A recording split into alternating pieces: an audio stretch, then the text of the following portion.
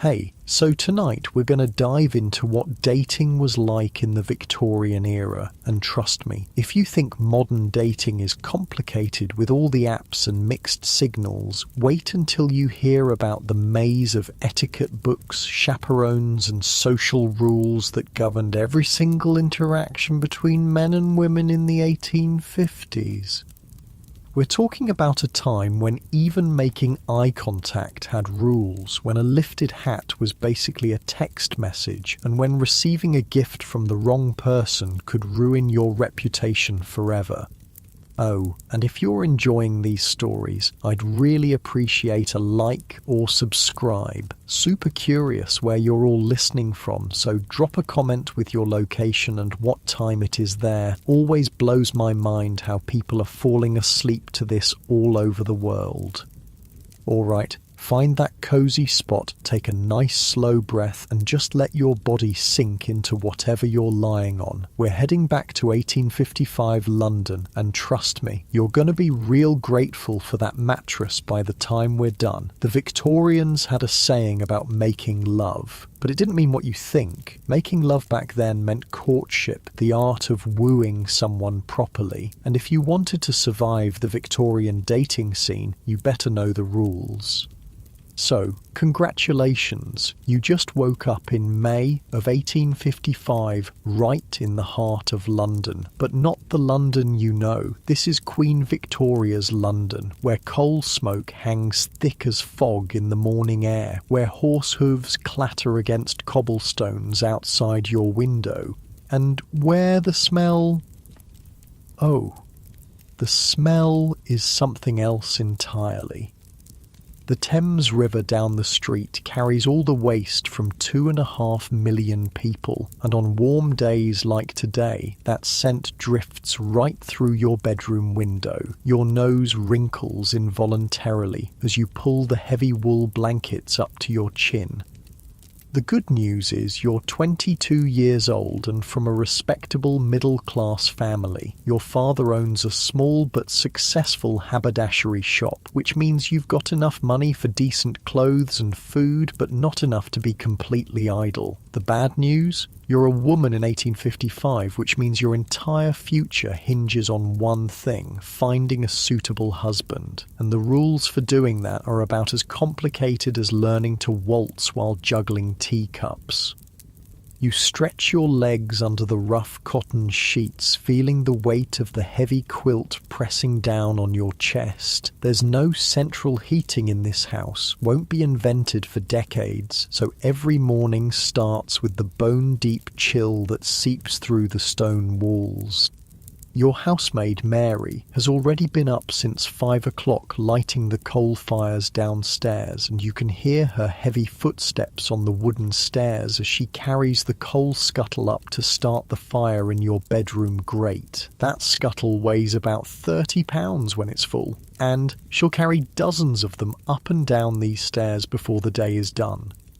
The bedroom door creaks open and Mary slips in, her arms straining with the weight of the coal. Her hands are already black with soot, and you notice the way she favours her left shoulder, probably strained from all that lifting. She kneels by your fireplace and you watch her skilled hands arrange the kindling and coal with quick, practised movements. The first spark catches, then spreads, and soon there's a small orange glow pushing back against the morning cold.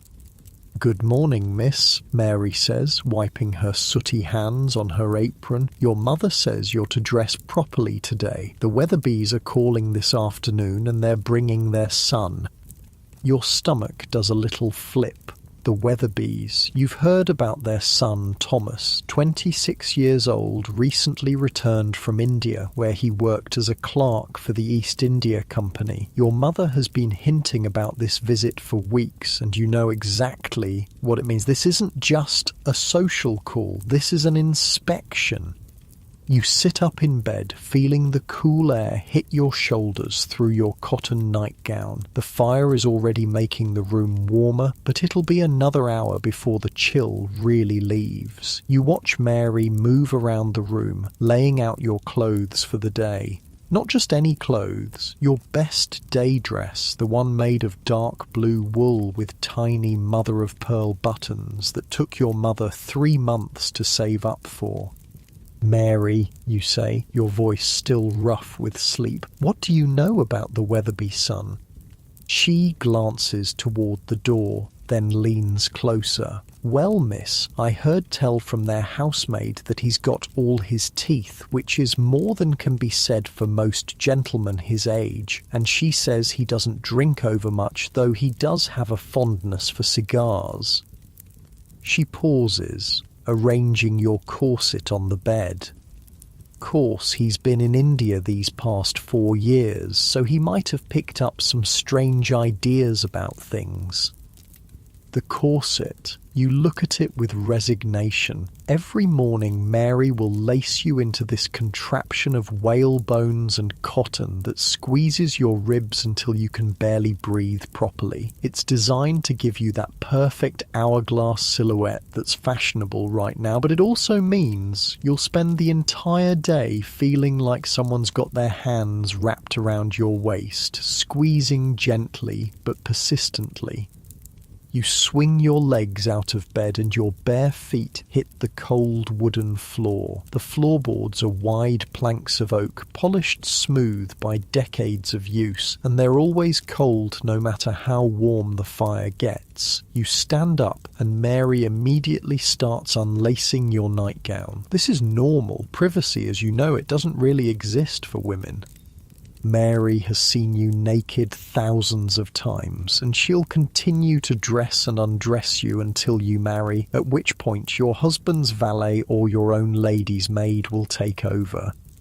The chemise goes on first, a thin cotton undergarment that feels like wearing a tea towel, then the corset. Mary positions it around your waist and starts pulling the laces tight. With each tug, your breathing gets a little more shallow. By the time she's finished, you're taking small, careful breaths from the top of your lungs. Deep breathing is literally impossible in this thing. Not too tight, Mary, you manage to say, though you both know it's already as loose as fashion will allow. Course not, miss. Your mother specifically said you should be able to speak clearly when the gentleman calls. Next come the layers. First, a bustle pad that ties around your waist, essentially a small pillow that pushes your skirt out behind you in the fashionable bell shape. Then petticoats. 3 of them, each one adding bulk and weight. By the time Mary drops your dress over your head, you're wearing about 15 pounds of fabric, and that's before we even get to the shoes.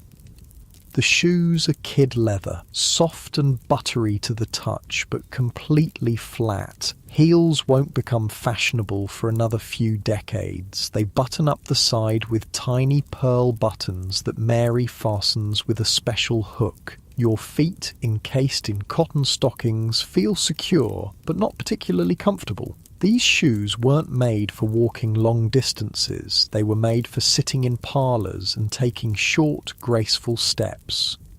While Mary pins your hair into the elaborate style that's currently fashionable, parted severely in the middle, then swept back into a low chignon with carefully arranged curls framing your face, you think about what this afternoon might bring. The Weatherby visit is essentially a job interview, except the job is wife, and the interview involves sitting in your family's front parlour making polite conversation while both sets of parents watch every word, every gesture, every expression.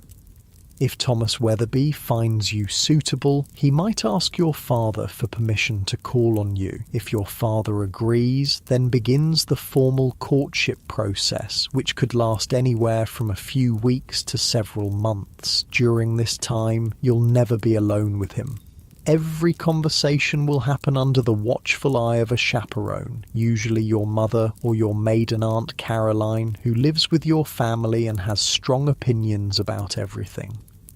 Mary finishes with your hair and steps back to examine her work. You look at yourself in the small hand mirror on your dressing table. The face staring back at you is pale, fashionably so, since tanned skin means you work outdoors like a servant. Your lips are their natural colour, since makeup is considered improper for unmarried ladies. Your eyebrows are your own, dark and well-shaped. The overall effect is meant to suggest innocence, modesty, and good breeding.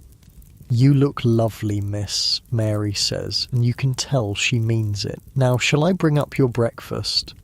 Breakfast arrives on a tray: porridge with a small amount of cream, toast with butter, and tea that's strong enough to strip paint. The porridge is filling but bland. The toast is actually quite good. The bread was baked fresh this morning by the cook, and the tea is exactly what you need to wake up fully. You eat carefully, mindful of your tight corset and the fact that any spill will show on your dark dress. After breakfast, your mother appears in your doorway. At 45, she's still an attractive woman, though the years of childbearing and constant worry about money have etched fine lines around her eyes. She's wearing her second best dress, dark brown wool with black trim, and her hair is arranged in a style similar to yours, but more severe. "Good morning, dear," she says, stepping into your room and closing the door behind her. "We need to have a little talk before this afternoon." You set down your teacup and give her your full attention. These little talks usually contain important information. "Now you know why the Weatherbees are coming," she begins, settling herself on the edge of your bed. "Thomas needs a wife and you need a husband. It's a practical arrangement, but that doesn't mean it can't be a pleasant one if you both conduct yourselves properly." She pauses, smoothing her skirt. "I've been corresponding with Mrs. Weatherby, and she's told me some things about her son that you should know. He's well educated, he has prospects for advancement in his company, and he's saved a considerable amount of money during his time in India. He's also, according to his mother, eager to settle down and start a family." You nod, though your stomach is doing nervous little flips. Starting a family? That's a polite way of referring to the physical aspects of marriage that no one ever discusses directly, but that hover over every courtship like a shadow. "Now, there are some rules you absolutely must follow this afternoon," your mother continues. "First, you must not accept any gifts from him, no matter how small. A gentleman should not be giving gifts to a lady he's not engaged to, and accepting them suggests that you're encouraging his attentions inappropriately."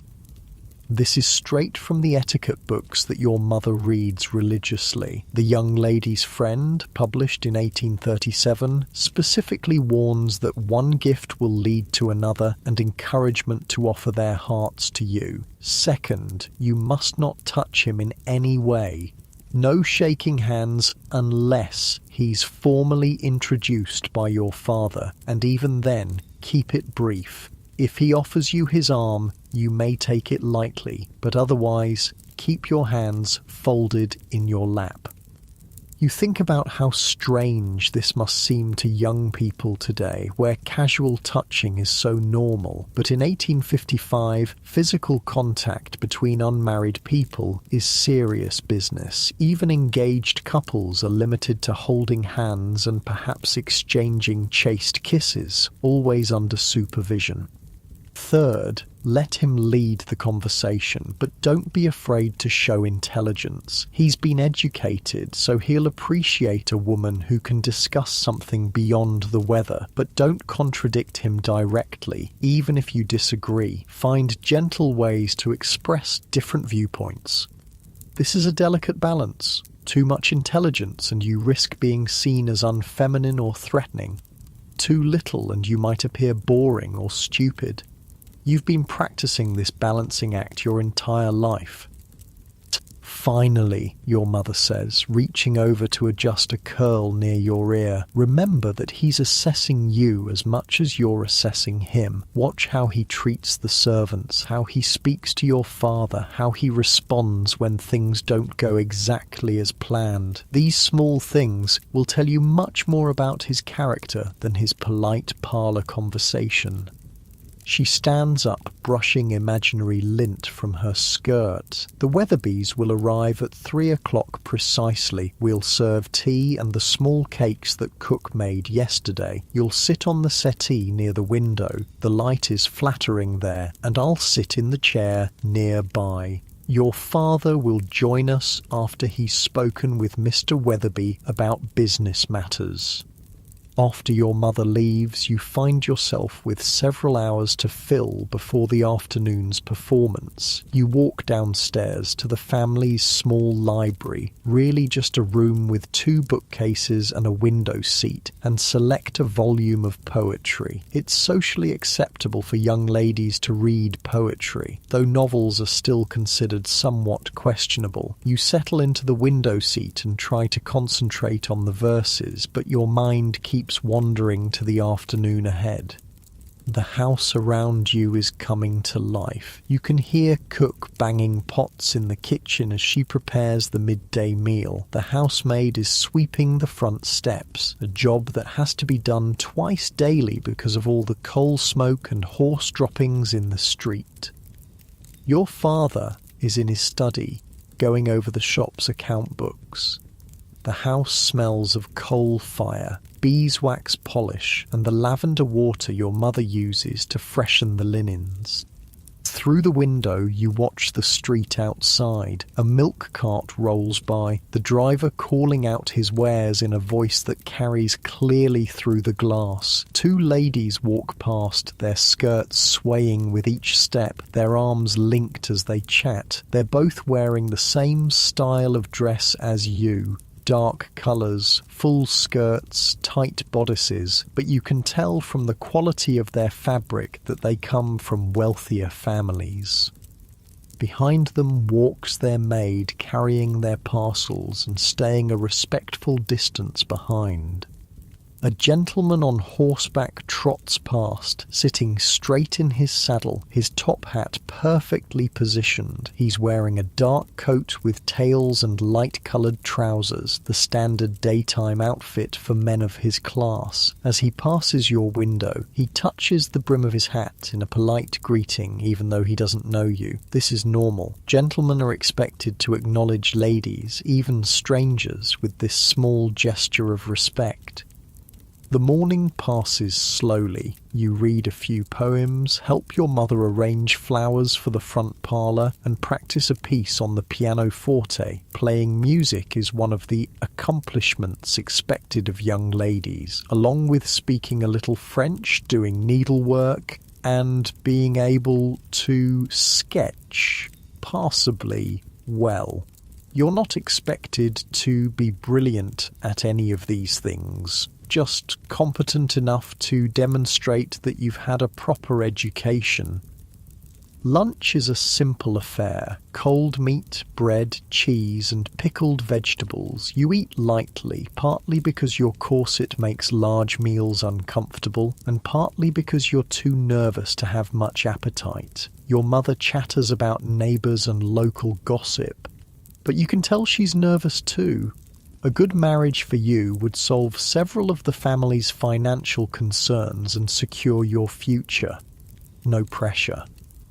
At 2:30, your mother declares it's time for final preparations. You go upstairs to check your appearance one more time. Mary has laid out fresh gloves, white cotton ones that button at the wrist, and your small locket, the only jewellery considered appropriate for an unmarried lady receiving visitors.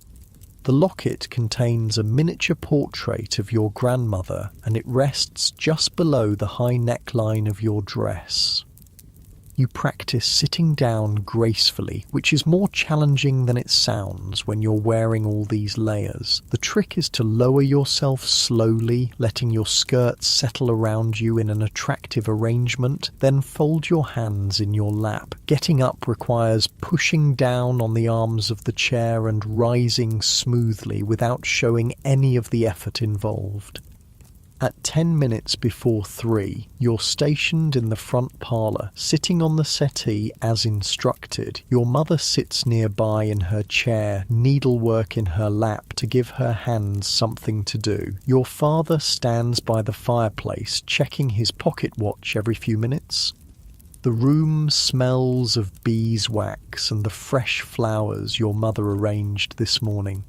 Late afternoon sunlight streams through the windows, and you hope it's as flattering as your mother promised. The clock on the mantel ticks toward 3 o'clock. Each second feels longer than the last. Your palms are slightly damp inside your gloves, and you resist the urge to fidget with your skirt. This is it, the beginning of what could be the rest of your life. At exactly 3 o'clock, there's a firm knock at the front door. Your father opens the front door, and you hear the low murmur of male voices in the entrance hall. Formal greetings, the rustle of coats being removed, the sharp tap of walking sticks being placed in the umbrella stand. Then footsteps approaching the parlour, and your heart hammers against the rigid stays of your corset. Mr. Weatherby enters first. Thomas's father, a distinguished gentleman with silver whiskers and a slight stoop that suggests hours bent over account books. Behind him comes Mrs. Weatherby, a round woman in burgundy silk whose jewellery catches the afternoon light. And finally, Thomas himself steps through the doorway. He's taller than you expected, with brown hair parted precisely down the middle and mutton chop whiskers that frame a lean face. His skin has a golden undertone that speaks of his years in the Indian sun, and when he moves, there's a careful precision to his gestures that suggests military training. He's wearing a black frock coat that reaches his knees, grey trousers, and a white shirt with a high collar that looks like it might strangle him if he turns his head too quickly. Mr. and Mrs. Weatherby, your father says formally, may I present my wife, Mrs. Hartwell, and my daughter, Miss Eleanor Hartwell. You rise from the settee, slowly, gracefully, letting your skirt settle around you as you've practiced 1,000 times. You offer a small curtsy, just a dip of your knees and a slight incline of your head. Too deep would suggest you're of lower status, too shallow would appear disrespectful. Miss Hartwell, Mrs. Weatherby says warmly, what a pleasure to finally meet you. Thomas has been quite eager for this introduction. Thomas steps forward and offers a brief bow. Miss Hartwell, his voice is deeper than you expected, with just a hint of an accent you can't quite place, perhaps picked up during his time overseas.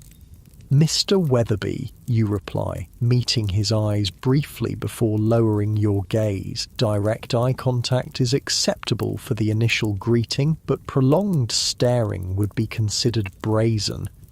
Everyone settles into their assigned positions, like actors taking their marks on a stage. Thomas sits in the chair across from you, close enough for conversation, but far enough to maintain propriety. The parents arrange themselves as subtle chaperones, present, but attempting to appear absorbed in their own discussion about mutual acquaintances and local news.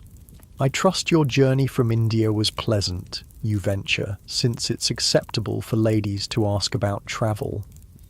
Indeed, though rather lengthy, Thomas replies. 3 months aboard ship provides ample time for reflection. I found myself quite ready to return to English soil and English society. He pauses, and you catch something in his tone, perhaps relief, perhaps something else. The climate there can be challenging for those of us unaccustomed to such intensity. You nod sympathetically, though you've never been farther from London than Brighton. I imagine the heat must be quite overwhelming. We complain when our summers reach 70 degrees. Quite so. In Bombay, we often saw temperatures above 100 degrees, with humidity that made the very air feel thick as soup. He shifts in his chair, and you notice how he unconsciously loosens his collar just slightly. I confess I developed a great appreciation for English rain during my time away.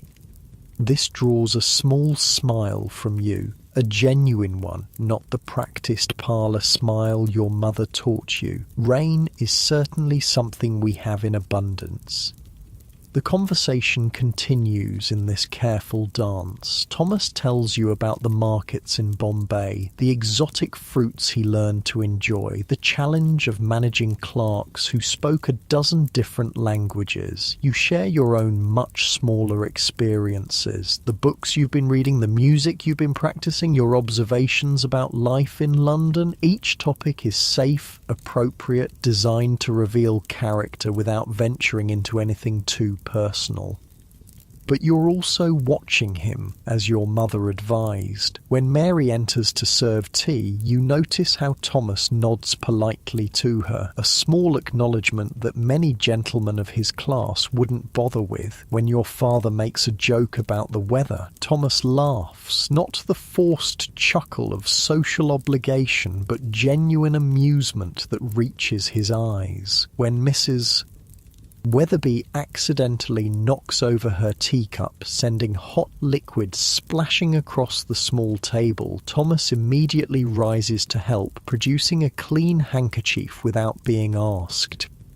"Oh, how clumsy of me," Mrs. Weatherby flutters, dabbing at the spill. "Not at all," your mother soothes, while Mary quickly appears with a cloth to clean up the mess. These things happen.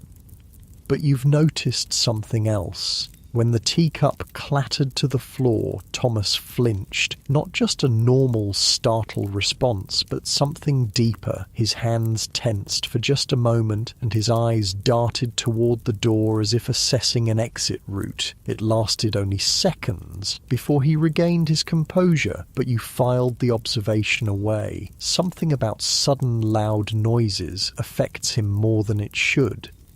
The formal portion of the visit lasts exactly 1 hour, as etiquette demands. Any shorter would suggest disinterest, any longer would be presumptuous. As the Weatherbys prepare to leave, Thomas requests a brief word with your father, a conversation that takes place in the hallway, just out of earshot, but visible to everyone in the parlour. Through the doorway, you watch your father nod several times. Thomas gestures occasionally as he speaks, his hands moving with that same careful precision you noticed earlier. After perhaps 5 minutes, they shake hands, and your father's expression suggests the conversation went well. "Miss Hartwell," Thomas says, returning to the parlour, "with your father's permission, I would be honoured to call on you again, perhaps Sunday afternoon, if that would be agreeable." Your heart does a little skip. This is it, the formal beginning of courtship. That would be very pleasant, Mr. Weatherby. After they leave, your mother immediately begins the post-visit analysis. "Well, he seems quite respectable," she says, settling back into her chair.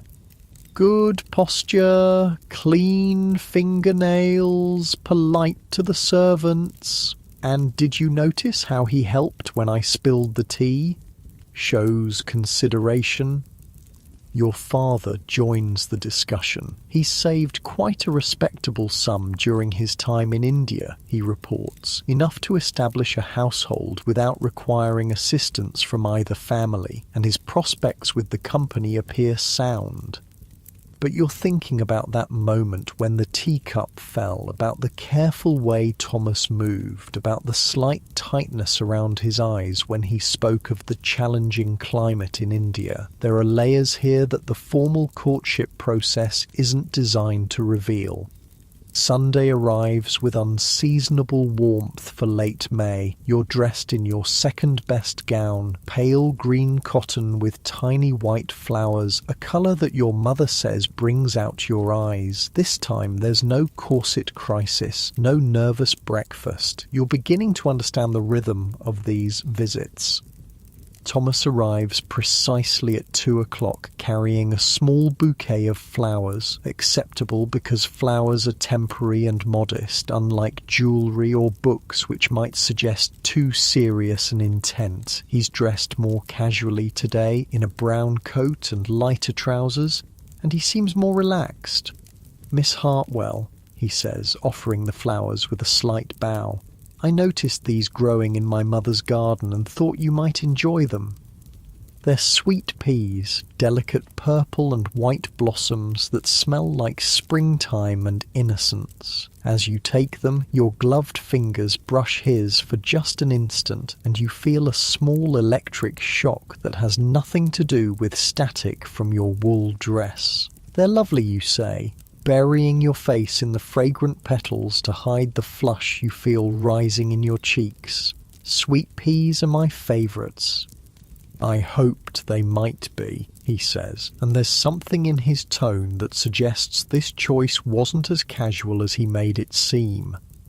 This visit feels different from the first. With the initial formalities out of the way, the conversation flows more naturally. Thomas tells you about his childhood, growing up as the youngest of 4 sons, always trying to prove himself worthy of attention. You share stories about your education, the small school you attended where you learned French and drawing and enough mathematics to manage household accounts. "I confess," Thomas says during a lull in the conversation, "I find London quite overwhelming after 4 years in smaller communities. The noise, the crowds, the pace of everything. Sometimes I wonder if I've forgotten how to be properly English." There's a vulnerability in this admission that surprises you. Gentlemen aren't supposed to express uncertainty or weakness, yet here he is, acknowledging that the transition home hasn't been as smooth as expected. "Perhaps," you say carefully, "it's not about being properly English, but about finding your own way of being English. 4 years is a long time. You've had experiences that most of us can't imagine." He looks at you with something approaching surprise, as if he hadn't expected such understanding. "You're very perceptive, Miss Hartwell." Over the following weeks, Sunday visits become routine. Thomas calls every Sunday at 2 o'clock, staying for exactly the prescribed hour. Sometimes you sit in the parlour, sometimes you walk in the small garden behind your house, always with your mother or Aunt Caroline within sight. The conversations grow deeper, more personal, though still bounded by the limits of propriety. You learn that Thomas has nightmares sometimes. He mentions this obliquely when explaining why he often looks tired on Monday mornings. You discover that he writes poetry, though he's too embarrassed to share any with you. He tells you about the strange foods he learned to enjoy in India, the festivals he witnessed, the complexity of managing business relationships across cultural divides.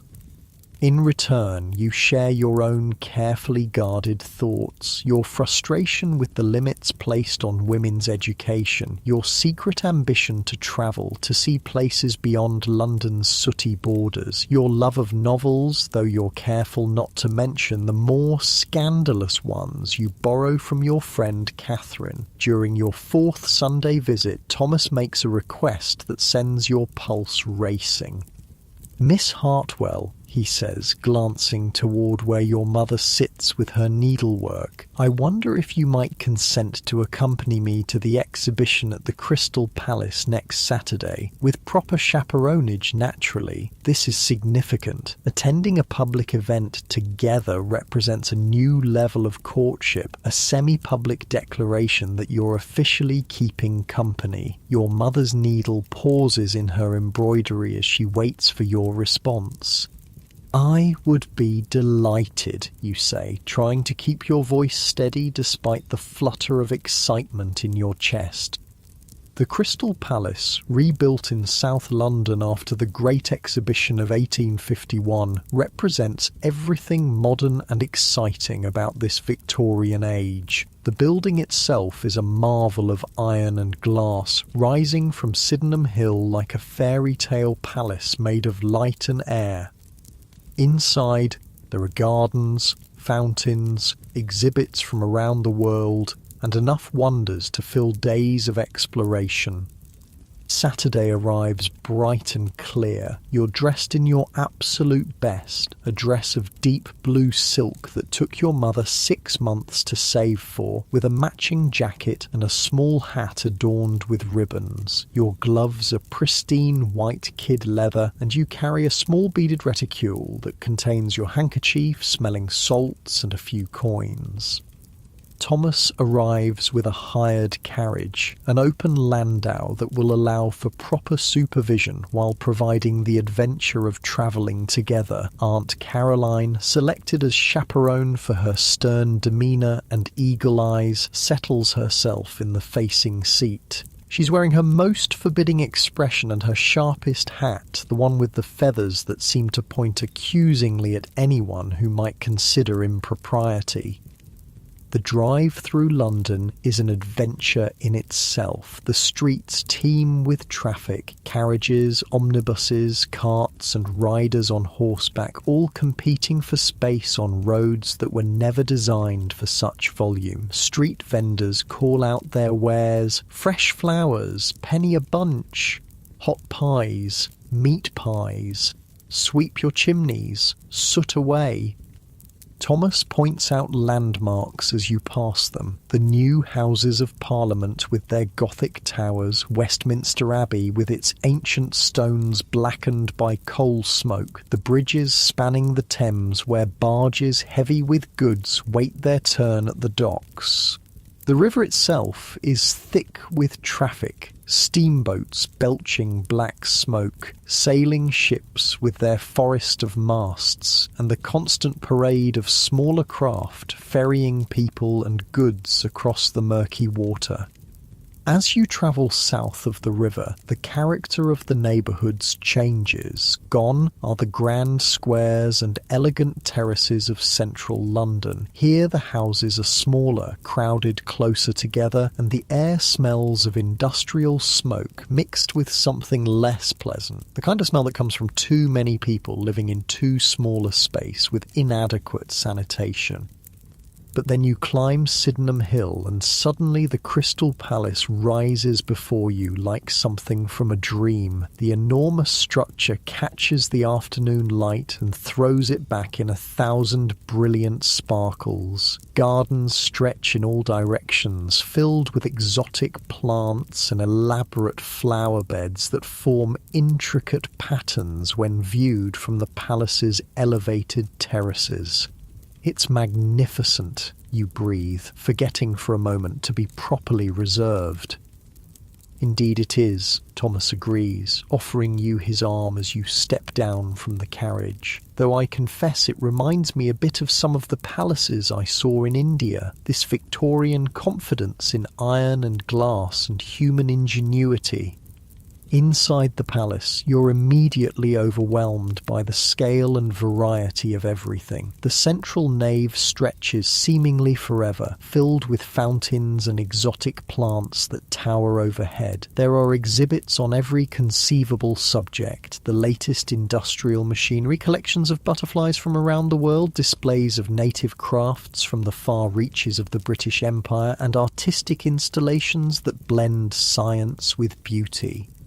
Thomas guides you through the crowds with careful attention to your comfort. When the press of people becomes too thick, he steers you toward quieter alcoves. When you pause to examine a particularly interesting display, he waits patiently without hurrying you along. When Aunt Caroline declares herself in need of refreshment, he immediately locates a tea room where she can rest her feet. It's during this respite, while Aunt Caroline is occupied with her tea and scones, that Thomas leans slightly closer and speaks in a voice only you can hear. "Miss Hartwell, I hope you won't think me presumptuous, but I find myself growing quite attached to these Saturday excursions and to your company." Your heart stops, then starts again at double speed. This is approaching the territory of declarations of serious intent. You glance quickly at Aunt Caroline, but she's absorbed in her methodical destruction of a currant scone. "I have enjoyed them as well," you say quietly, your voice barely above a whisper. "I had hoped," he begins, then stops himself. "That is, I wonder if you might consider, but perhaps this is not the proper venue for such discussions." You understand perfectly. He's testing the waters, approaching the question of engagement without actually asking it yet. According to all the rules, such conversations should happen first with your father, then with you, and certainly not in a public tea room with your aunt 3 feet away. "Perhaps," you say carefully, "such discussions might be more appropriately held in a more private setting." The look that passes between you carries enough electricity to power the palace's new gas lights. He understands that you're not rejecting his implied suit, merely suggesting proper protocol, relief and something deeper. Anticipation, affection flicker across his features.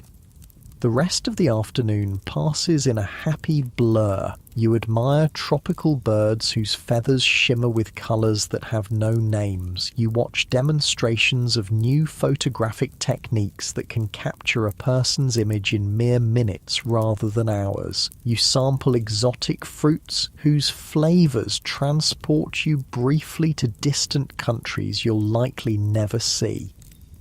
But underneath all the wonder and excitement, there's a deeper current running between you and Thomas, a sense of approaching change, of decisions that will reshape your entire future. By the time you return home as the sun sets over London's smoky skyline, you know that everything is about to shift. Tuesday evening arrives with a thunderstorm that rattles the windows and sends sheets of rain hammering against the glass. You're in the parlour with your mother, working on embroidery by lamplight when the front doorbell rings. It's past 8 o'clock, far too late for social calls. So when Mary appears in the doorway looking flustered, you know something significant is happening. "Begging your pardon, ma'am," Mary says to your mother, "but Mr. Thomas Weatherby is at the door, says he needs to speak with the master urgently." Your mother's eyebrows rise nearly to her hairline. Your father appears from his study, newspaper still in hand, looking equally puzzled. Through the parlour window you can see Thomas's hired carriage waiting in the rain, the horse stamping impatiently as water streams from its mane. "Show him into the study," your father says after a moment's consideration. "Eleanor, you and your mother remain here." But of course you strain to hear every sound from across the hall. The murmur of male voices, serious and low, your father's occasional "indeed," and Thomas's longer responses that you can't quite make out. The conversation lasts nearly 20 minutes, an eternity when you're sitting with your embroidery hoop forgotten in your lap, your heart beating fast enough to make the cameo brooch on your collar tremble. Finally, footsteps approach the parlour. Your father enters alone, but his expression gives everything away before he speaks. "Eleanor," he says, and there's satisfaction in his voice mixed with something that might be relief. "Mr. Weatherby has asked for permission to pay his addresses to you. I have given my consent." The embroidery hoop slides from your nerveless fingers and hits the floor with a soft thud. This is it. Thomas wants to marry you. After 6 weeks of careful courtship, he's ready to make it official. He wishes to speak with you tomorrow afternoon, your father continues. "I told him to call at 2 o'clock. Your mother will be present, naturally, but he'll be permitted to make his proposal directly to you. Your mother lets out a little squeak of excitement that she immediately tries to suppress. "Oh, Eleanor, we must decide what you'll wear, and we should have cook prepare something special, and perhaps we should move the good china from the cabinet to—" "Mother," you interrupt gently, though your own excitement is making your hands shake slightly. "Perhaps we should see what he has to say first." But you already know what Thomas will say. The question isn't whether he'll propose, it's whether you're truly ready to accept him. Marriage in 1855 isn't like stepping into a relationship you can leave if things don't work out. Once you say yes, your legal existence essentially disappears. Your property becomes his property, your money becomes his money, even your children, if you have them, belong legally to him rather than to you. Yet, what choice do you really have? At 22, you're already approaching the age where people will start whispering about you being on the shelf. Your family can't afford to support you indefinitely, and Thomas seems kind, intelligent, and genuinely fond of you. In a world where many marriages are purely business arrangements, the prospect of affection feels like tremendous good fortune. Wednesday crawls by with agonizing slowness. You change clothes 3 times before settling on a dress of soft grey wool with violet trim, serious enough to show you understand the gravity of the occasion, but pretty enough to remind Thomas why he's proposing in the first place. Your hair refuses to cooperate, and Mary has to pin and repin the complicated braided style twice before it stays properly. At precisely 2 o'clock, Thomas arrives carrying a small velvet box that makes your stomach perform acrobatics. He's wearing his best black coat and a fresh white shirt with a collar so stiff it looks like it might cut his throat if he turns his head wrong. His hands are shaking just slightly as he removes his gloves. "Miss Hartwell," he says formally, though his eyes are warm. "Mrs. Hartwell." He nods to your mother, who has positioned herself in the corner chair with her needlework, close enough to supervise, but far enough to provide the illusion of privacy. You sit on the edge of the settee, your back straight, your hands folded in your lap. Thomas takes the chair across from you, the same arrangement as those first visits, but now everything feels different, electric, final. "Miss Hartwell," Thomas begins, then stops and takes a deep breath. "Eleanor, if I may, I have spoken with your father, and with your permission, I would like to speak directly to your heart. This is the moment when everything changes." You nod, not trusting your voice. "These past weeks of knowing you have been among the happiest of my life," he continues, his voice gaining confidence. "Your intelligence, your kindness, your strength of character, all of these qualities have made me realize that I cannot imagine my future without you in it." He slides from his chair to one knee beside the settee, the velvet box now openly displayed in his hands. "Eleanor Hartwell, would you do me the tremendous honour of becoming my wife?"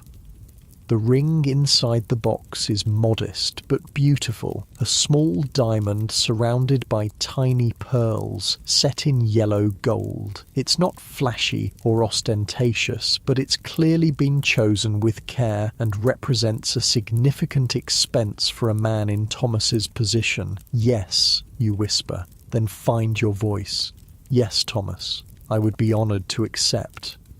His relief is so obvious that you almost laugh. He takes your left hand in his, the first time you've touched without gloves, and slides the ring onto your 4th finger. His hands are warm and slightly rough, probably from his years overseas, and the touch sends a little shiver up your arm.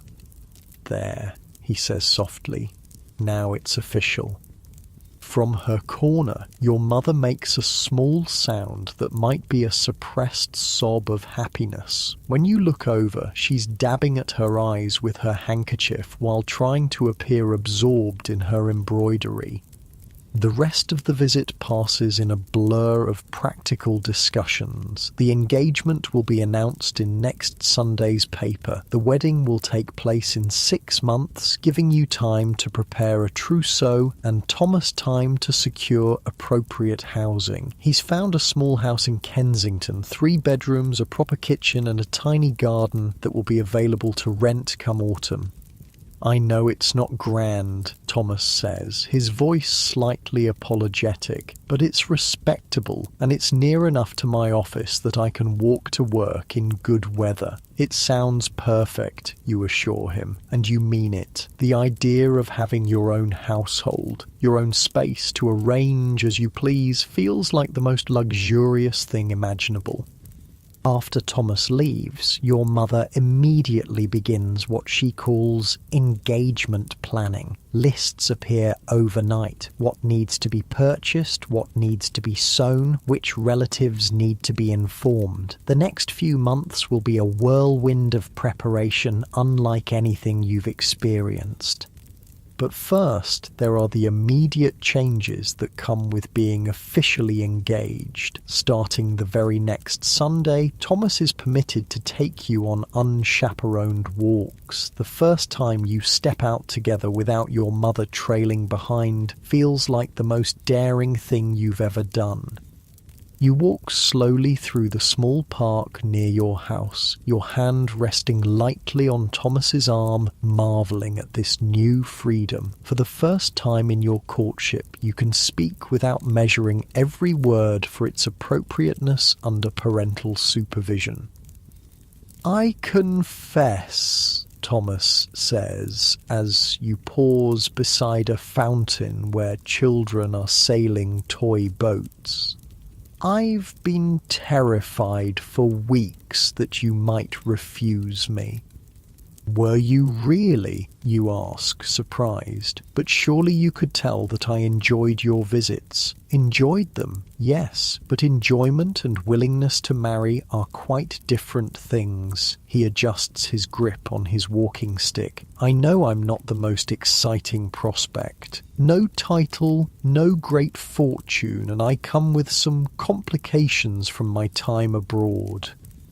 You think about those moments when loud noises made him flinch, about the careful way he sometimes held himself as if expecting pain. Everyone has complications, Thomas. The important thing is whether 2 people can face them together. He stops walking and looks at you with an expression you can't quite read. You're very wise for someone so young. I'm not that young, you protest. 22 is quite grown up.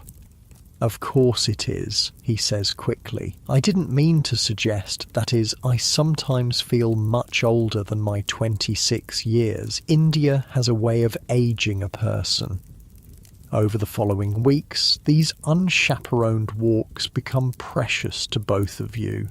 Away from the formal constraints of parlour visits, Thomas begins to reveal more of himself. He tells you about the fever that nearly killed him during his 2nd year in Bombay, about the colleague who cheated him out of a promotion, about the overwhelming relief he felt when the ship carrying him home finally cleared the harbour. You share your own secrets in return. Your fear that you're not naturally maternal enough to be a good mother, your frustration with the limitations placed on women's education, your secret dream of learning to paint with real skill, not just the watercolour dabbling considered appropriate for ladies. Perhaps, Thomas suggests one afternoon as you sit on a bench watching sparrows hop around your feet, you could take proper painting lessons after we're married. We won't be wealthy, but we should be comfortable enough for small luxuries. The casual way he says after we're married makes your stomach flutter. It's becoming real, this future you're planning together.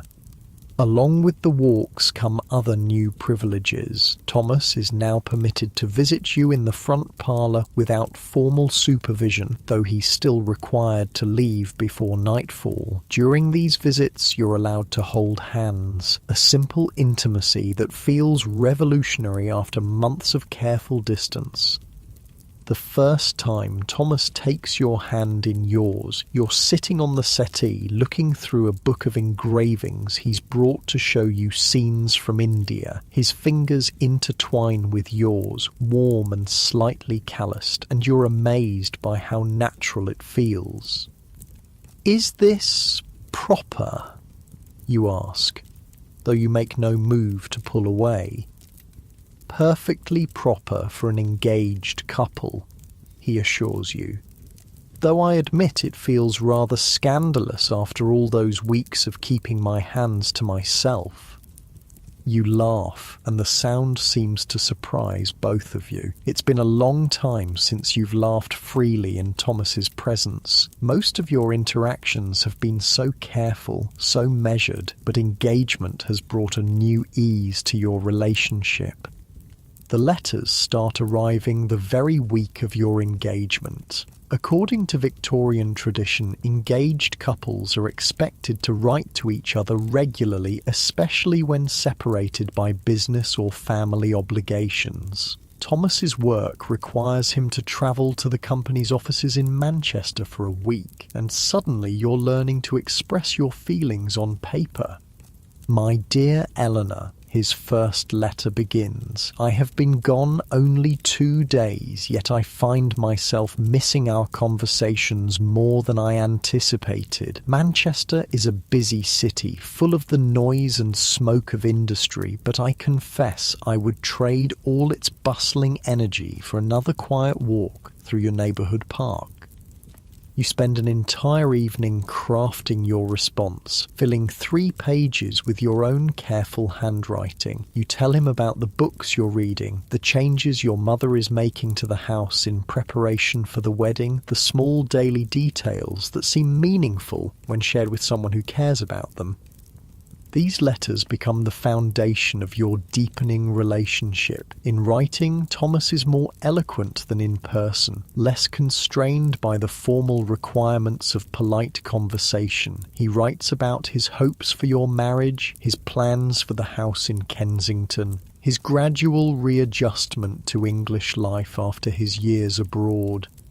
You discover that you too express yourself more freely in writing. You tell him about your fears as well as your hopes, your questions about what married life will actually entail, your excitement about having a home of your own to manage. The gift exchanges begin in earnest as well. Beyond the engagement ring, Thomas presents you with a small locket containing his photograph, a formal portrait showing him in his best coat, looking serious and slightly younger than his actual age. You reciprocate with your own photograph, taken at a studio in town, wearing your best dress and your most composed expression.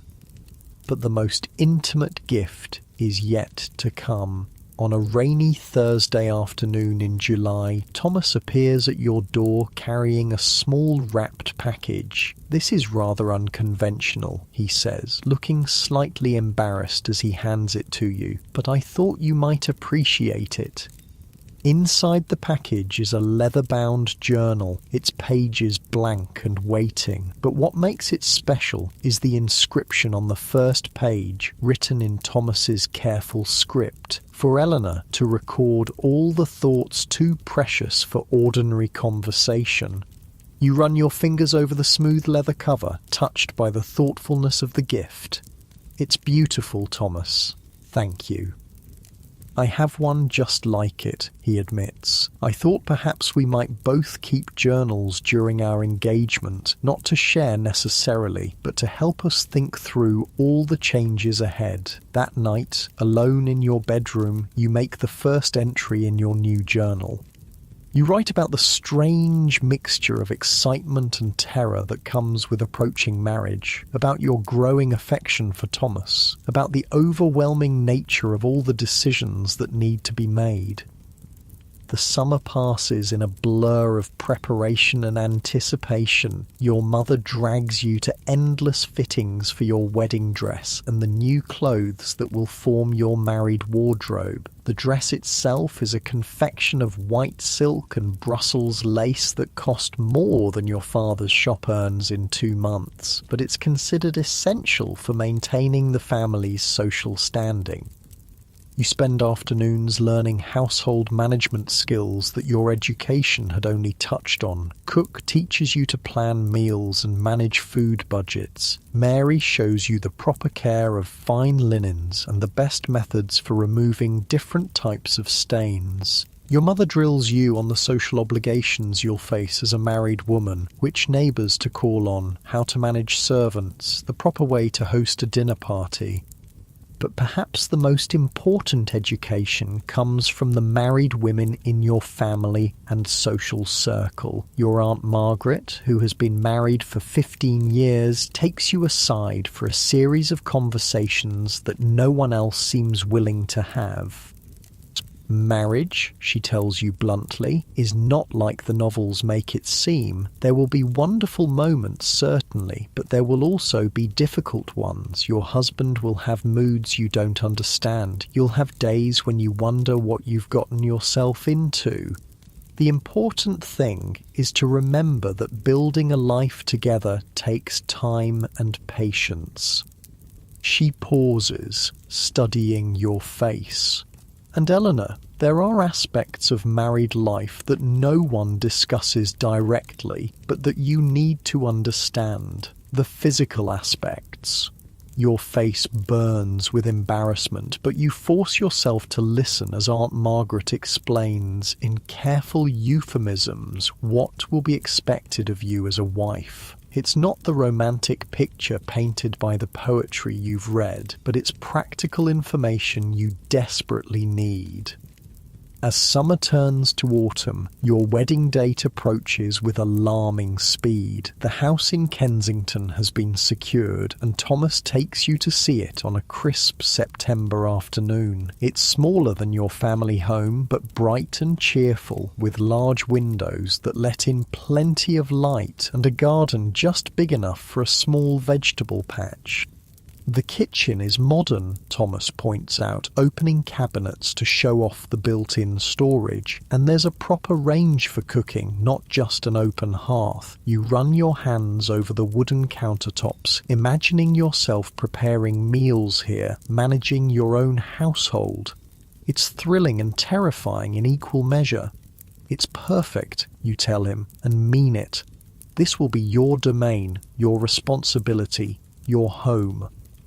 2 weeks before the wedding, Thomas makes an unusual request. He asks if you would consider cutting a lock of your hair for him to keep, a token that will be with him always. It's a common custom among engaged couples, but still feels incredibly intimate. You sit in front of your dressing table mirror while Mary carefully cuts a small section of hair from behind your ear where it won't be missed. The dark strands feel silky and alive in your palm as you wrap them in tissue paper.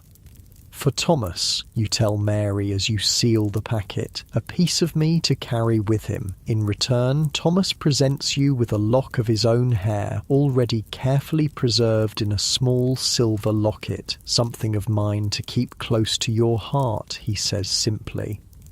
The week before your wedding arrives with a flurry of final preparations. Relatives descend upon your house like a friendly invasion. The wedding dress hangs in your wardrobe like a beautiful ghost of your future self. Your trousseau, the collection of clothes, linens, and household items you'll bring to your marriage, fills 2 large trunks that sit at the foot of your bed.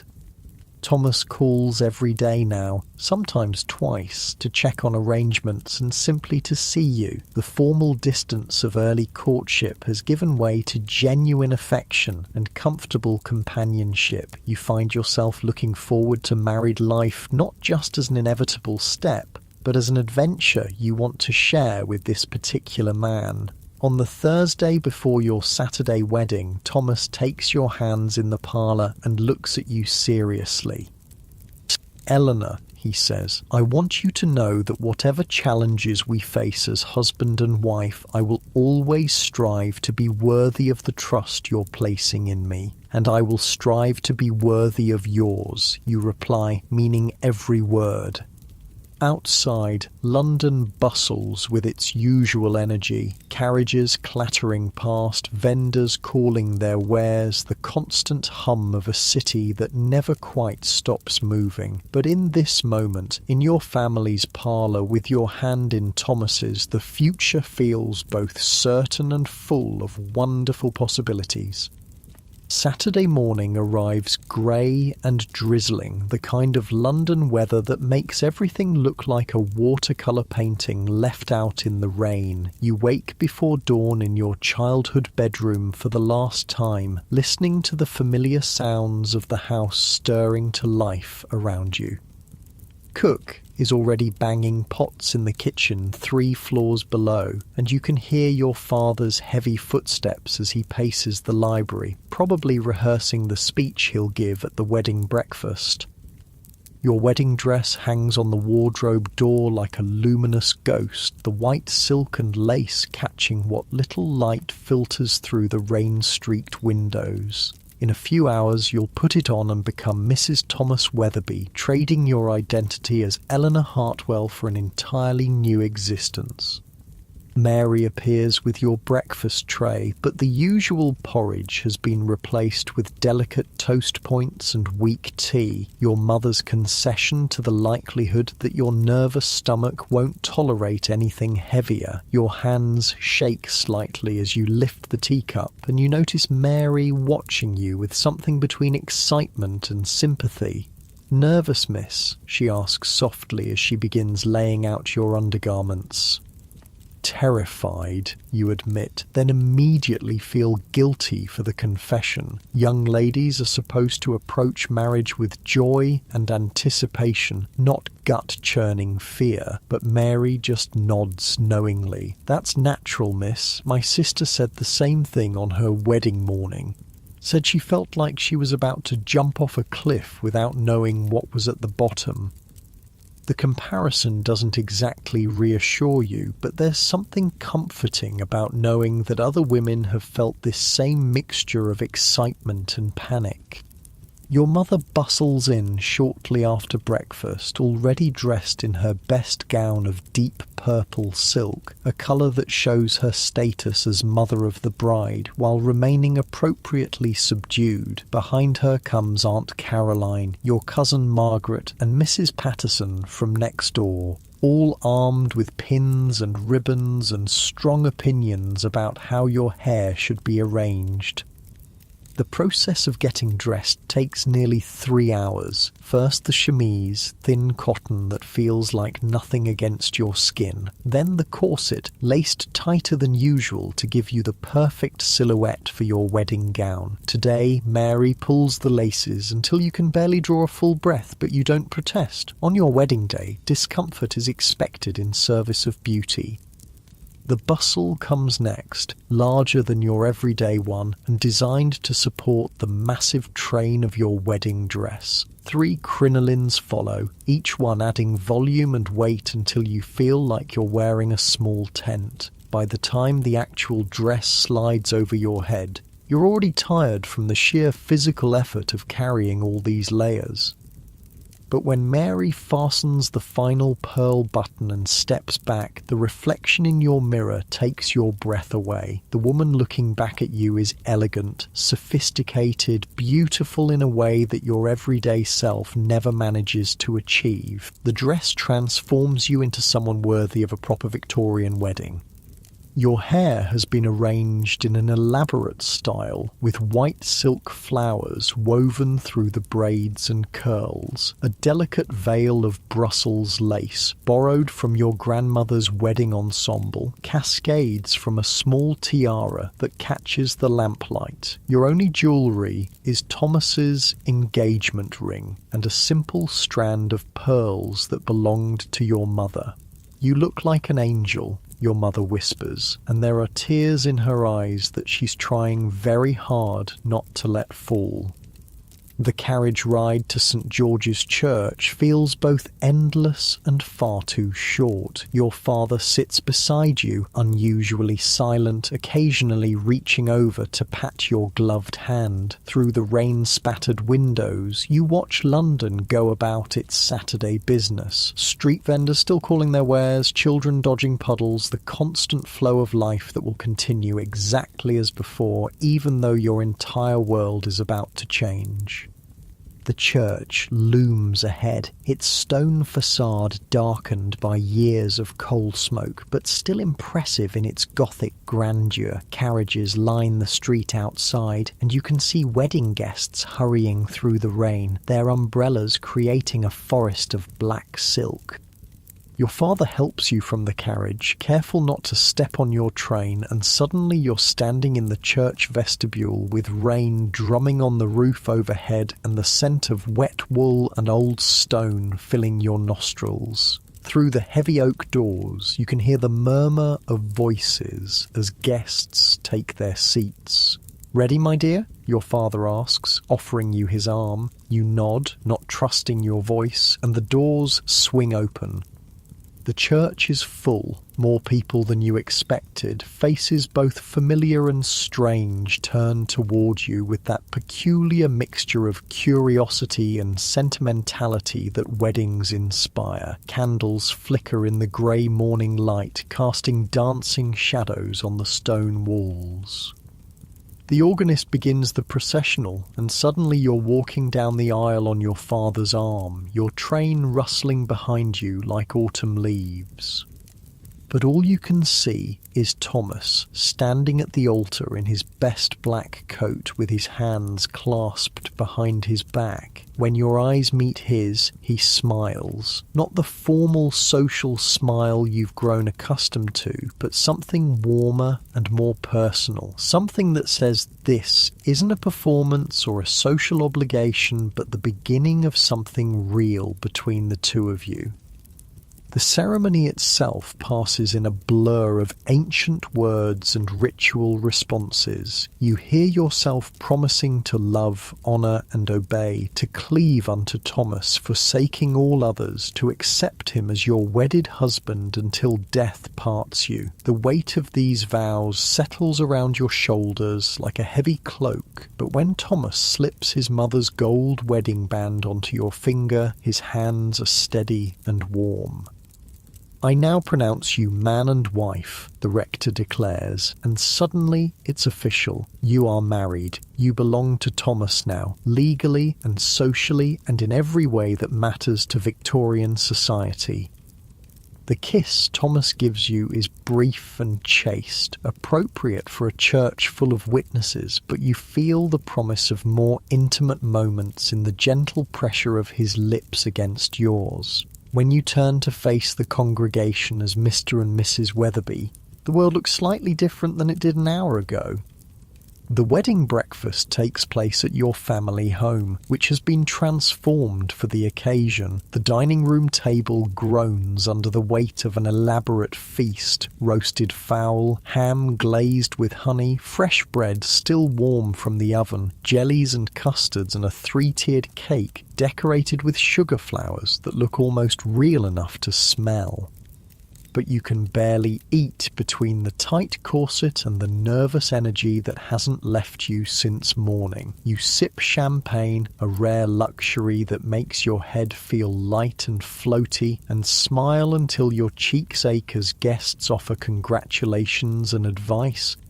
Uncle William, slightly red-faced from his own encounters with the champagne, insists on giving an impromptu speech about the sanctity of marriage and the duties of wives. Aunt Margaret regales you with stories about the early days of her own marriage, most of which involve domestic disasters and misunderstandings that seem hilarious in retrospect, but probably weren't at the time.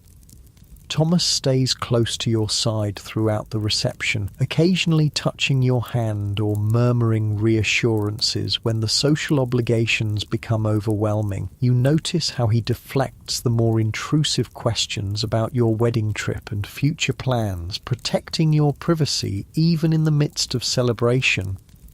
As the afternoon wears on and the guests begin to drift away, the reality of what comes next starts to settle in. Tonight, you'll sleep in your new home as Thomas's wife. The physical intimacies that Aunt Margaret alluded to in her careful conversations will become reality.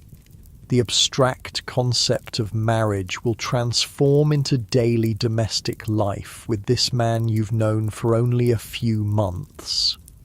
By 5 o'clock, the last of the guests have departed, leaving behind a house that looks like a party battlefield. Empty glasses, crumpled napkins, chairs pushed askew. Your mother is already directing the servants in cleaning up, but her eyes keep drifting to you with a mixture of pride and something that might be worry. "Time to change into your travelling dress," she says gently, and suddenly your throat feels tight with unshed tears. The travelling dress is practical dark green wool with a matching jacket, designed for the carriage ride to your new home and the beginning of your new life. As Mary unlaces your wedding gown for the last time, you feel like you're shedding one identity and stepping into another. Your father loads your trunks into Thomas's hired carriage while your mother fuses over final details. Do you have your gloves, your reticule, the small bag of personal items you'll need for tonight? Each question feels loaded with meaning you're not quite ready to examine. The goodbyes are harder than you expected. Your parents stand on the front steps, your mother crying openly now, your father attempting stoic dignity but not quite succeeding. This house has been your entire world for 22 years, and now you're leaving it forever. "Write to us soon," your mother calls as the carriage pulls away. "And remember what I told you about being a good wife." Thomas takes your hand as the familiar streets of your childhood disappear behind you. "Are you all right?" he asks softly. "I think so," you say, though you're not entirely sure. "It's just, everything is different now." "Yes," he agrees, "but different can be good, can't it?" The house in Kensington looks smaller than you remembered, but welcoming in the early evening light. Smoke rises from the chimney, suggesting that Mrs. Davies, the housekeeper Thomas hired, has been preparing for your arrival. The front garden is tidy with late-blooming roses that smell sweet despite the earlier rain. Thomas helps you from the carriage, and you notice how carefully he guides you up the front steps, as if you might break. The front door opens before you reach it, revealing Mrs. Davies, a comfortable-looking woman in her 50s with greying hair and kind eyes. "Welcome home, Mrs. Weatherby," she says, and the title sounds strange in your ears. You are Mrs. Weatherby now. Eleanor Hartwell no longer exists. The house has been prepared for your arrival with obvious care. Fresh flowers in the front parlour, a fire burning cheerfully in the grate, the scent of something delicious coming from the kitchen. Mrs. Davies leads you through rooms that are now yours to arrange and manage, explaining the household routine she's established and asking about your preferences for meals and daily schedules. Your bedroom, yours and Thomas's now, overlooks the small back garden. The bed is larger than the one in your childhood room, with a white coverlet that looks crisp and inviting. Your trunks have already been delivered and sit waiting to be unpacked, full of the trousseau items you've spent months accumulating. Thomas hovers in the doorway, suddenly seeming as nervous as you feel. "I'll leave you to... That is, Mrs. Davies has prepared dinner for 7 o'clock, if that suits you." After he leaves, you sink into the small chair by the window and finally allow yourself to feel the full weight of the day. You are married. You are in your own home. Tonight, you will share that bed with a man who was essentially a stranger 6 months ago. Mrs. Davies appears with a tea tray and the offer to help you unpack, but you find yourself craving a few minutes of solitude to process everything that's happened. She seems to understand, bustling away with promises to call you when dinner is ready. Dinner is served in the small dining room by candlelight, just you and Thomas at opposite ends of a table that feels both intimate and formal. Mrs. Davies has prepared roasted chicken with vegetables from the garden, and everything tastes wonderful, even though your appetite hasn't quite returned. Thomas tells you about the arrangements he's made for your first week of marriage. No visitors, no social obligations, just time for the two of you to adjust to living together. He's taken leave from his office, an unusual step that shows how seriously he's taking this transition. "I thought we might spend tomorrow arranging the books in the library," he suggests over the custard dessert. "And perhaps you'd like to see the kitchen properly to discuss meal planning with Mrs. Davies." These mundane domestic details feel both overwhelming and reassuring. This is what marriage actually is, not the romance of novels or the drama of wedding ceremonies, but the daily business of sharing a life with another person. After dinner, you sit together in the parlour, Thomas reading aloud from the evening paper while you attempt to focus on your embroidery, but the domestic tranquility feels fragile, underpinned by your awareness of what's expected to happen when you retire for the night. At 9 o'clock, Mrs. Davies appears to bank the fires and secure the house for the evening. She bids you both good night with a meaningful look that makes your cheeks burn, and suddenly you're alone with your husband in your new home. "Eleanor," Thomas says softly, setting aside his paper, "I want you to know that I understand this is all very new for you. We needn't... there's no pressure for anything to happen quickly." His consideration touches you deeply, even as it highlights the strangeness of your situation. You know each other well enough to feel genuine affection, but not well enough to navigate intimate physical relationship without awkwardness. "Thank you," you whisper. "That means a great deal to me." When you finally go upstairs together, Thomas shows you the small dressing room where he'll change into his nightclothes, giving you privacy to prepare for bed. Alone in the bedroom, you trade your travelling dress for the fine cotton nightgown that was part of your trousseau, then sit at the dressing table to brush your hair. In the mirror, you watch yourself performing this nightly ritual in a new setting. The woman looking back at you is the same as always, but everything around her has changed. This is your room now, your mirror, your bed, your life. When Thomas returns, wearing a cotton nightshirt and dressing gown, you're sitting on the edge of the bed feeling shy and uncertain. He moves carefully, respectfully, settling on the other side of the bed with space between you.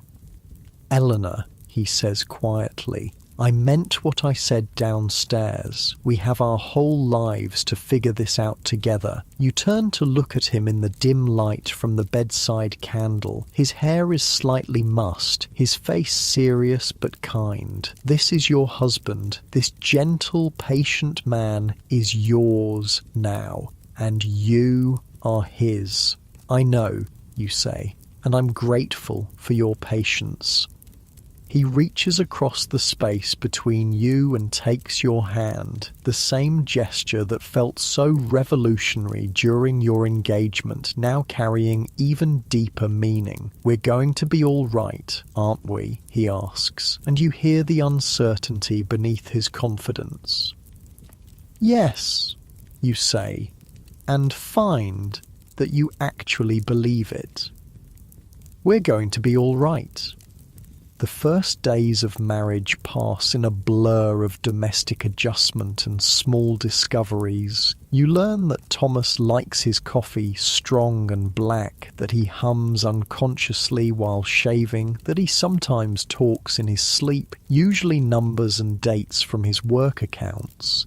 He discovers that you're not naturally early to rise, that you have strong opinions about how books should be organised, and that you make the most beautiful flower arrangements he's ever seen.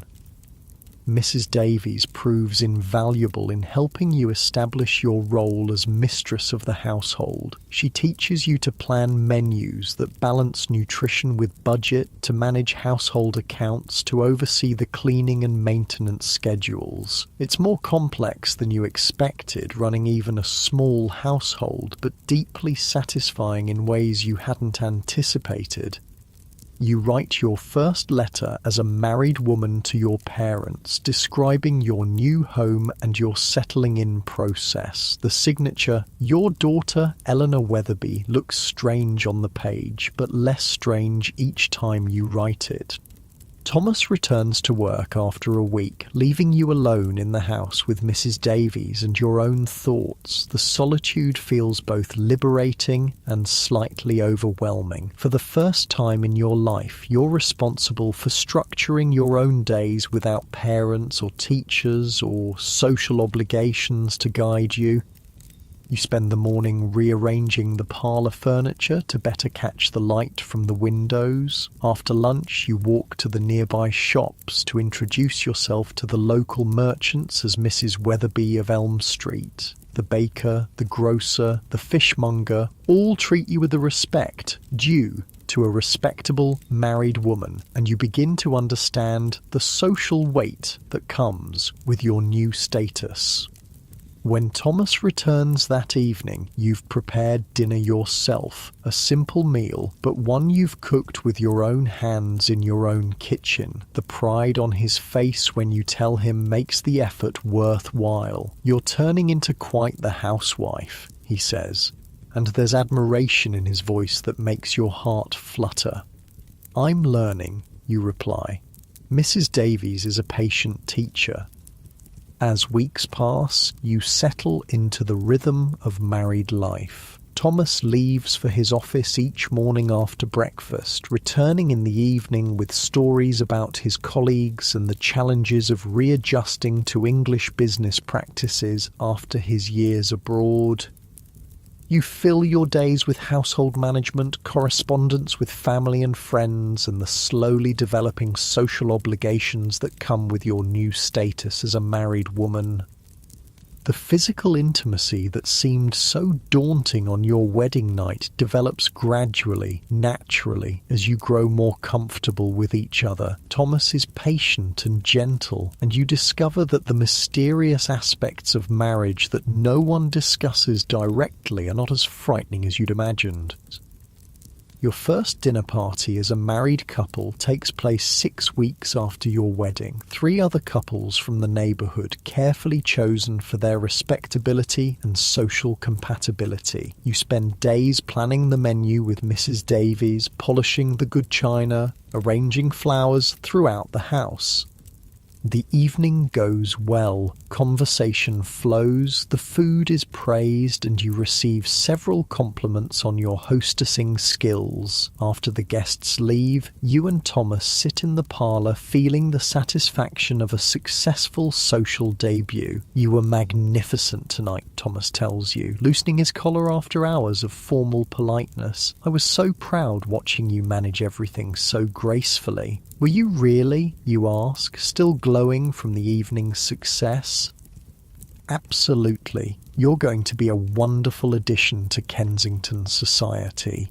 As autumn deepens into winter, you realise that you've successfully made the transition from daughter to wife, from girl to woman. The fears that seemed so overwhelming on your wedding morning have mostly faded, replaced by the comfortable routine of shared domestic life.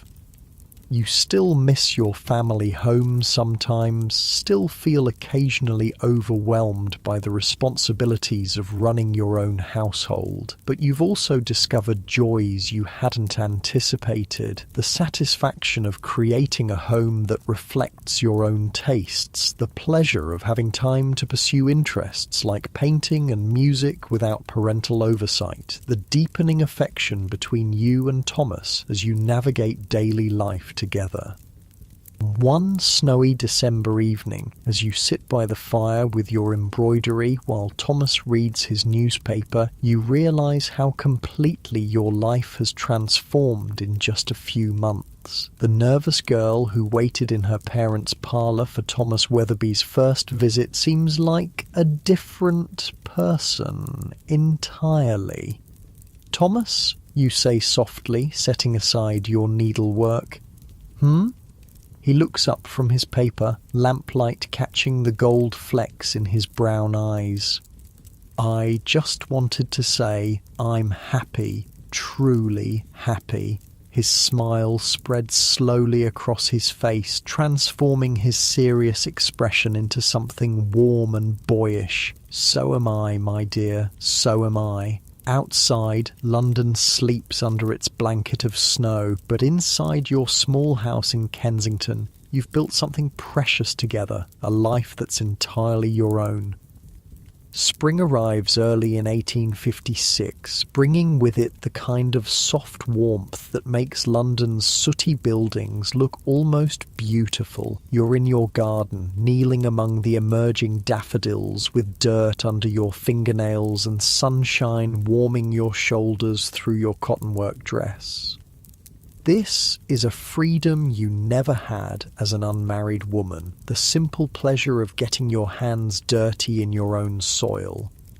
Thomas finds you there when he returns from work, looking delighted rather than scandalised by your dishevelled appearance. "You look like you've been wrestling with the earth and winning," he says, settling beside you on the small wooden bench he built last month. "The roses needed pruning, and Mrs. Davies mentioned that the vegetable patch could use attention," you explain, wiping your hands on the old apron you've started wearing for garden work. "I discovered I rather enjoy it." This is one of the unexpected joys of married life, the freedom to develop interests that might have been considered unsuitable for an unmarried lady. Your painting has improved dramatically now that you can hire a proper teacher rather than relying on the superficial instruction deemed appropriate for young ladies. You've started reading novels that would have been forbidden in your parents' house, discussing them with Thomas over dinner like intellectual equals. "I have news," Thomas says, settling back against the bench with the satisfied expression of a man bringing home good tidings. "Peterson is retiring at the end of the year, and I'm being considered for his position. It would mean a substantial increase in salary." Your heart skips with excitement. Peterson's position would make Thomas a senior clerk with real responsibility and prospects for further advancement. More importantly, it would provide the financial security to start thinking about expanding your little household. "Thomas, that's wonderful. Do you think you'll get it?" The manager seemed encouraging, he says, trying to contain his optimism but not quite succeeding. "He mentioned that my experience in India gives me advantages over the other candidates." Over dinner that evening, you discuss what Peterson's position might mean for your future.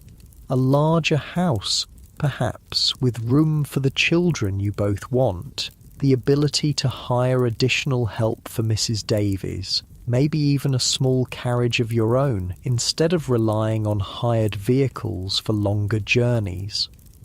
But you've also learned to appreciate what you already have. The intimacy of your small house, where every room holds memories you've created together. The satisfaction of managing your own domestic world. The way Thomas's face lights up when he comes home to find you waiting with stories about your day.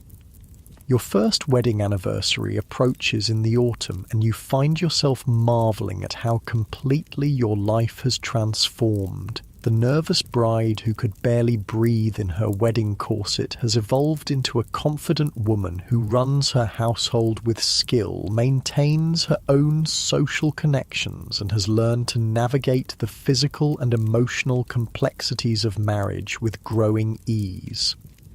The anniversary celebration is quietly perfect. Dinner at home with your best china and flowers from your own garden, followed by an evening at the theatre to see a comedy that leaves you both laughing until your sides ache. Afterward, walking home through the gaslit streets with your hand tucked securely in Thomas's arm, you realise that somewhere along the way, love has grown from the careful affection of your engagement into something deeper and more sustaining.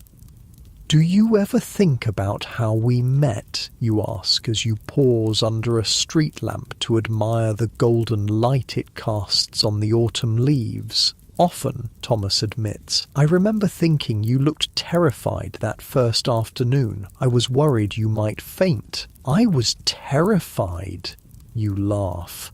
"I'd never spoken to a man I wasn't related to without my mother hovering 3 feet away. And there you were, asking about my reading and actually listening to the answers. You were the first woman I'd met who spoke to me like I was a person rather than a potential husband," he says, his voice growing more serious. "Most of the other young ladies I was introduced to seemed more interested in my prospects than in me."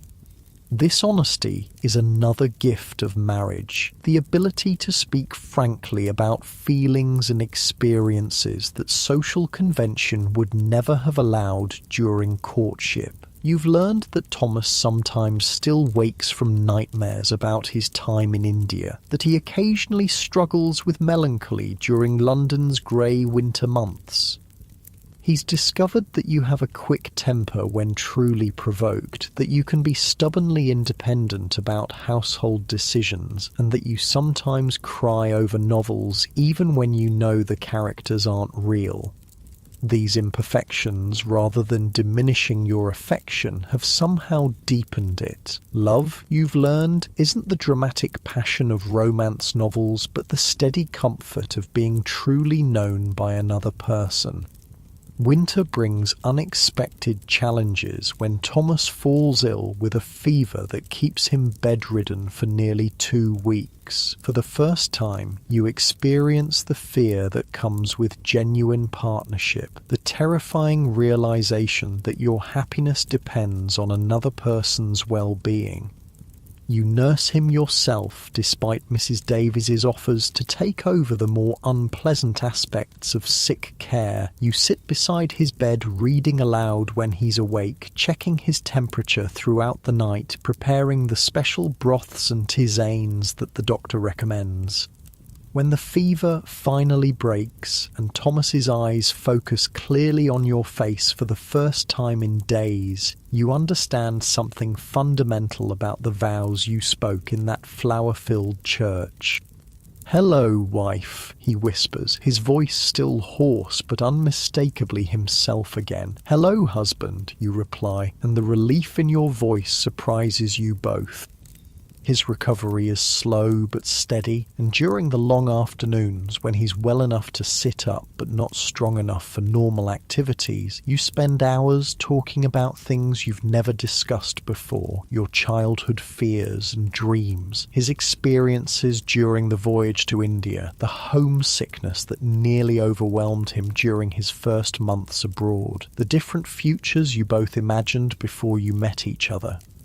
"I used to think I might remain unmarried," you confess one grey February afternoon as you sit beside his chair, mending one of his shirts. "Become one of those independent women who travel and write books and scandal the neighbours."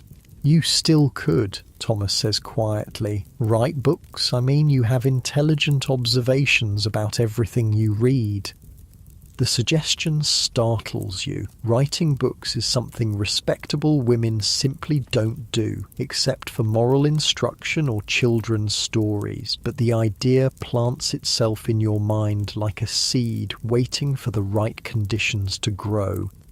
When spring returns, it brings Thomas's promotion and the salary increase that comes with it. You celebrate by taking a week's holiday in Brighton, your first trip together since your wedding. The seaside town is fashionable with couples your age, and you enjoy the novelty of being tourists together, exploring the pier and the shops, walking along the beach where the ocean stretches endlessly toward France.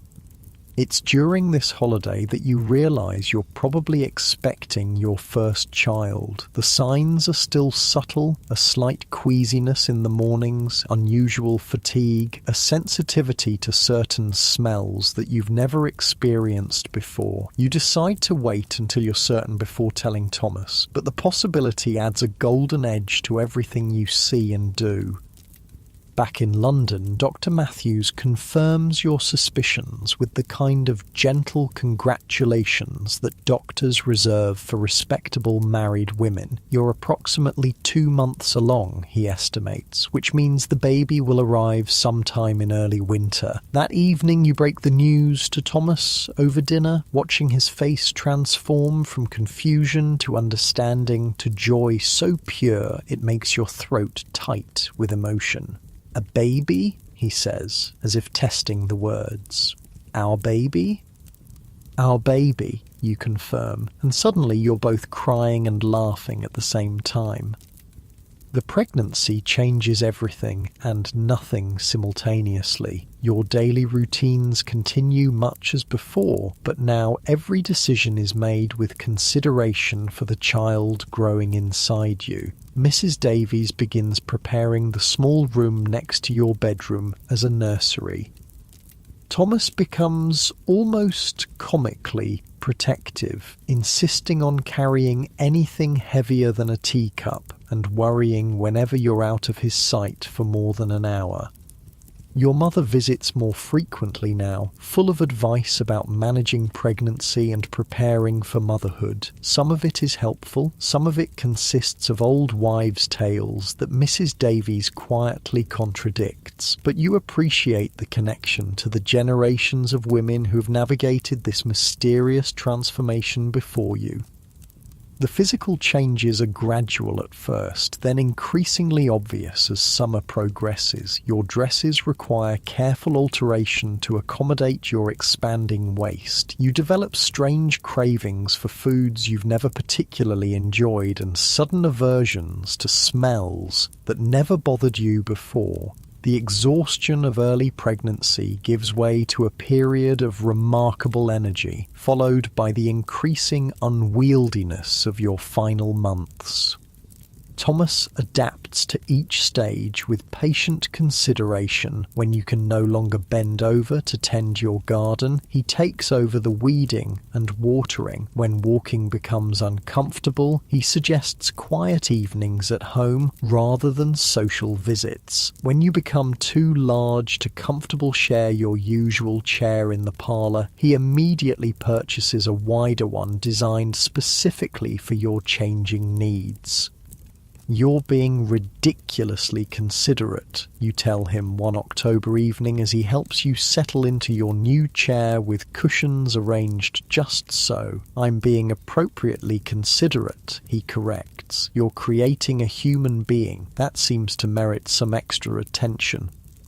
The baby arrives on a snowy December morning, 3 days after your second wedding anniversary. The labour is long and difficult, but when Dr. Matthews finally places your daughter in your arms, the pain becomes irrelevant. She's perfectly formed and remarkably alert, with Thomas's brown eyes and what promises to be your stubborn chin. "She's beautiful," Thomas whispers, settling carefully beside you on the bed to get his first close look at his daughter. "She looks just like you." "She looks like herself," you say, marvelling at the tiny fingers that grip yours with surprising strength. "Hello, little one. We've been waiting for you." You name her Charlotte, after the author whose novels you've grown to love despite their scandalous reputation. Charlotte Weatherby?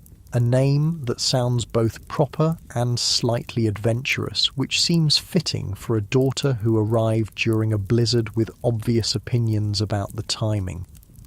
The first months of motherhood are exhausting in ways you never anticipated. Charlotte proves to be a demanding baby who sleeps fitfully and nurses frequently. Mrs. Davies hires her niece Sarah to help with the additional laundry and cleaning, but much of the responsibility falls to you. Thomas helps as much as Victorian convention allows, taking over the night feedings when possible and entertaining Charlotte while you rest during the afternoons. "I had no idea babies were such tyrants," you confess to Thomas one morning after a particularly difficult night. "She has very strong opinions for someone who can't even hold her head up properly." "She's definitely your daughter," he replies with a grin that suggests this is a compliment rather than criticism. As Charlotte grows from demanding newborn to alert infant to curious toddler, your household settles into new rhythms. Thomas's career continues to advance. Peterson's position has led to additional responsibilities and the promise of further promotion. You've started writing in earnest, beginning with articles for women's magazines about household management and child rearing, then gradually moving toward more ambitious projects. Your second child, James, arrives when Charlotte is 2 years old, followed 18 months later by little Mary. The house in Kensington, once perfectly adequate for 2 people, becomes delightfully chaotic with 3 small children and the additional staff needed to manage them. By your 5th wedding anniversary, you've become pillars of your small community. Thomas serves on the church vestry and the local school board. You organise charitable events for poor mothers and children, drawing on your own experience to advocate for practical assistance rather than moral lectures. Your dinner parties are known for their lively conversation and excellent food, and young couples often seek your advice about the early challenges of marriage. One evening in late spring, as you're putting Charlotte to bed while Thomas reads to the younger children in the nursery next door, she asks a question that takes you by surprise. "Mama, how did you know Papa was the right person to marry?" You pause in your brushing of her dark curls, considering how to explain the complex process of Victorian courtship to a 5-year-old. "Well, darling, we spent time getting to know each other very carefully. We talked about important things and discovered that we enjoyed each other's company. But how did you know he would be a good papa?" This is more difficult to answer. The Thomas who courted you so formally was kind and considerate, but you had no way of knowing he would become the father who builds elaborate dollhouses for his daughters and teaches his son to identify every type of tree in the park. "I suppose I didn't know for certain," you admit. "But I knew he was gentle and honest and that he cared about other people's feelings. Those seemed like qualities that would make someone a good father as well as a good husband." After Charlotte falls asleep, you find Thomas in the parlour with a book, but he sets it aside when you settle beside him on the sofa you purchased to accommodate your growing family. "Charlotte asked me how I knew you would be a good father," you tell him. "And what did you say?" "That I recognised the qualities that matter: kindness, honesty, consideration for others." You pause, studying his face in the lamplight. "I was right, wasn't I?" "I hope so," he says quietly. "I certainly try to be." As your children grow and your marriage deepens, you often think about the elaborate social machinery that brought you and Thomas together. The etiquette books with their rigid rules, the chaperones who supervised every interaction, the formal dances of courtship that seem almost quaint in retrospect. Yet somehow, despite all those constraints and conventions, something real and lasting emerged. Two people who might never have met in different circumstances found each other and built a life together. Not the dramatic passion of romantic novels, but something more sustainable.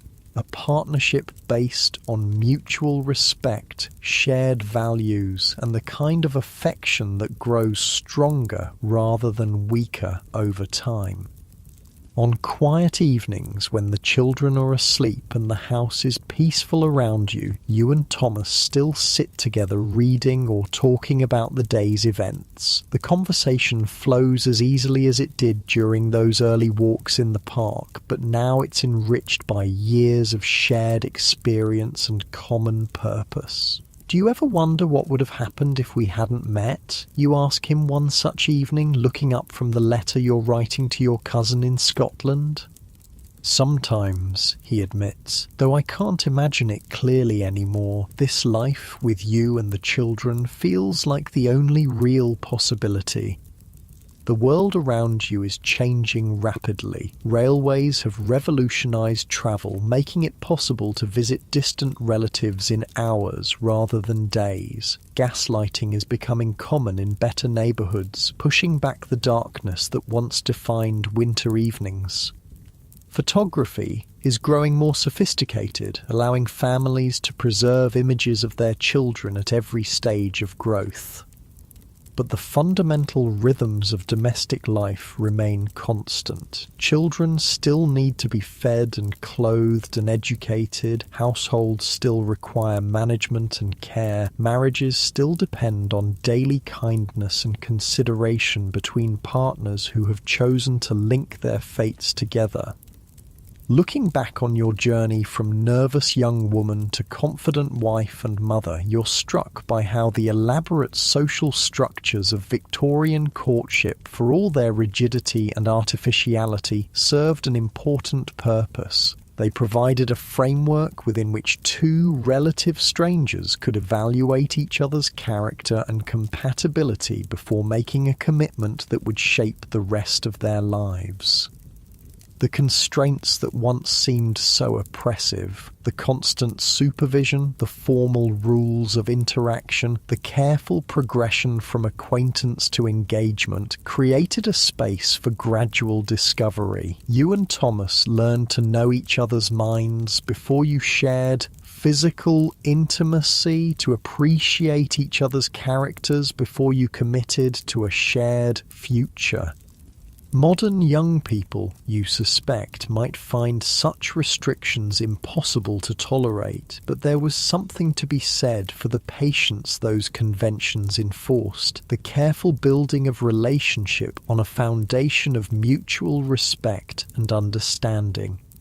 As you blow out the lamp and prepare to join Thomas upstairs, you feel a deep gratitude for the peculiar social machinery that brought you together. Without those etiquette books and chaperones, without the formal structure of calling hours and supervised walks, you might never have discovered that the serious young man from India and the nervous young woman from London could create something beautiful together. Your story began with a knock at the door on a spring afternoon in 1855, when two carefully dressed people sat in a flower-filled parlour and tried to determine whether they could build a life together. It continues now in a house full of children's laughter and the comfortable silence of a couple who have learned to be truly at home with each other. The Victorian era, with all its rigid propriety and elaborate social rules, created the framework within which love could grow slowly and surely, like roses carefully tended in a walled garden. And sometimes, just sometimes, that patient cultivation produced something rare and lasting, a partnership that could weather the storms of illness and change, the challenges of parenthood and responsibility, the simple daily work of caring for another person's happiness as carefully as your own. In the end, that's what dating was like in the Victorian era. Not the spontaneous passion of modern romance, but something more deliberate and perhaps more durable. A careful dance that allowed two people to discover whether they could trust each other with their futures, their dreams, and their deepest hopes for happiness.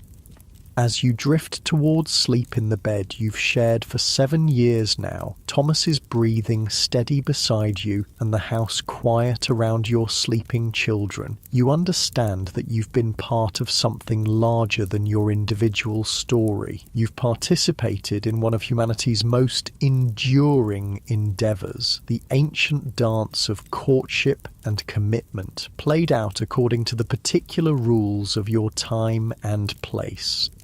The world will continue to change and future generations will find their own ways of discovering love and building families. But the fundamental human longing for connection, for partnership, for someone to share the joys and sorrows of life, that will remain constant no matter how dramatically the social conventions evolve.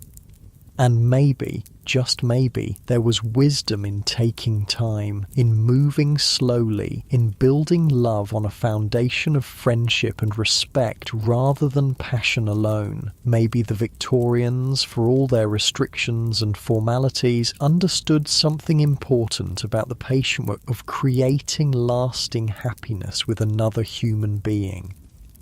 The last thing you remember before sleep claims you is Thomas's hand finding yours across the space between your pillows, a gesture that has become as natural as breathing after all these years of marriage. Tomorrow will bring its own challenges and pleasures, but tonight you rest in the security of knowing that you've chosen well, that the careful dance of Victorian courtship led you to exactly where you belong.